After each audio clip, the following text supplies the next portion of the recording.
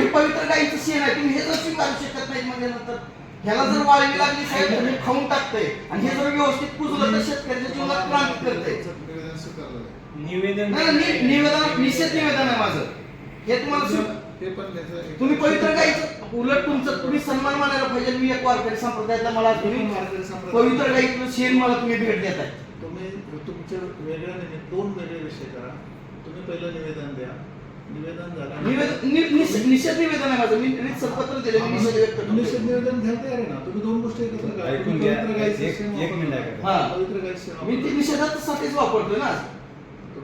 माझ्या पवित्र 2 मिनिटं बसा तुम्ही 2 मिनिटं. पवित्र साहेब, तुम्ही जरूर व्हिडिओ करा साहेब. मला काही नाही, मी काय तुमचा काही हातात घेतलेला नाही. निवेदन द्यायचं आम्ही निवेदन घेऊ. मी हे इथं ठेवून जाणार साहेब. मला बाकी माहिती नाही. तुम्ही निवेदन सुद्धाच नाही स्वीकारलं तर आता 4 महिने झालं काय मी तुम्हाला मेल केलाय त्याचं सुद्धा तुमचं मेल निवेदन मला पत्र आलेलं आहे. आम्ही ते करू. तुम्हाला जर पटत असेल तर तुम्ही तुमच्या सत्संग दिला. ऐकून थांबा. मी बी वसूल मुंडेच आहे, तुमच्यासारखाच आहे मी. ऐकून घ्या पूर्व. तुम्ही काय करा, वैयक्तिक निवेदन द्या अगोदर तुमच्या निषेधाचं, पुन्हा नंतर ती भेट द्या त्यांना. नाही भेट देण्यासाठीच आणलं ना मग मी तेवढं लांबून. अरे वा, ऐकून तर घे. आमच्या आयुष्याचं असं सेन झालं. आता तुम्ही मी शेतकरीच आहे, तुम्ही काही बामण मारवडे. अहो सगळे शेतकरीच आहेत साहेब, शेतकरीच आहेत. फक्त काय होतं कुऱ्हाडीला गोताच काळ होतं. ज्यावेळेस ती कुऱ्हाडीला बसतंय ना त्यावेळेस स्वतःच्याच मुळावर उठतंय. फक्त शेतकरी ही फरक आहे शेतकऱ्यामध्ये. खरा शेतकरी आणि दाखवण्यासाठी केलेली शेती ही शेतकरी वेगळा आहे.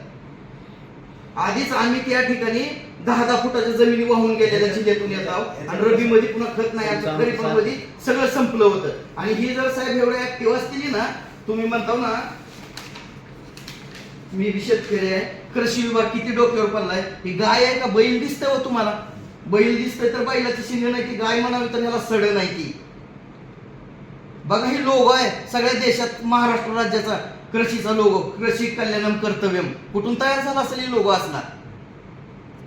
हा काही ट्रेंजर आहे लोगो मधला ट्रेंजर जन्माला आला का? एवढी हितच काय नाही यांच्याच.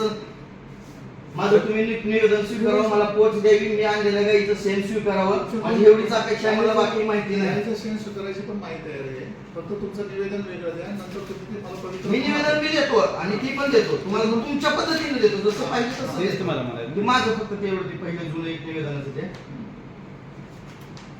काय होते तुम्ही गपलेत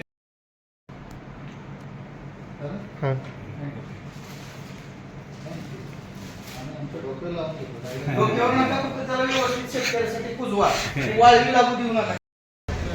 आज या ठिकाणी राज्याचे सन्माननीय कृषी आयुक्त साहेब यांना आम्ही मागील 1 महिन्यापूर्वी निवेदन दिलं होतं की धाराशिव जिल्ह्यातला 7,883 मेट्रिक टन युरिया खत ऐन रब्बी हंगामात शेतकऱ्याला उपलब्ध झाला नाही आणि त्या कार्यालयानं प्रेस नोट काढली होती की एवढा खत शिल्लक साठा आहे. परंतु प्रत्यक्षात शेतकऱ्याला एकही पोतं खताचं उपलब्ध झालं नाही. त्यांना 1 महिन्यापूर्वी निवेदन दिलं होतं आणि त्या निवेदनात सांगितलं होतं 1 महिन्यात कारवाई करावी आणि जर कारवाई नाही झाली तर आम्ही तुम्हाला पवित्र देशी गाईचं शेण तुमच्या कार्यालयात आणून भेट देऊ. आणि त्याच पद्धतीनं आज या ठिकाणी कृषी आयुक्त साहेबांना आम्ही प्युअर देशी गाईचं गावरान गाईचं शेण त्यांना त्या ठिकाणी भेट देऊन याचा निषेध व्यक्त केला आहे. आणि या उपर त्यांनी सांगितलं की 8 दिवसात तुम्हाला हवी असलेली माहिती देऊ. जर हवी असलेली माहिती 8 दिवसात नाही दिली तर राज्याचे कृषी मंत्री दत्तामामा भरणे यांना गाढव भरती कार्यालयात केल्यामुळं जर शेतकऱ्यांना असा हा गाढव गिरवत असतील तर या कृषी मंत्र्यांनाच शेतकरी पुत्र लवकरात लवकर गाढव भेट देणार हे मात्र नक्की आहे.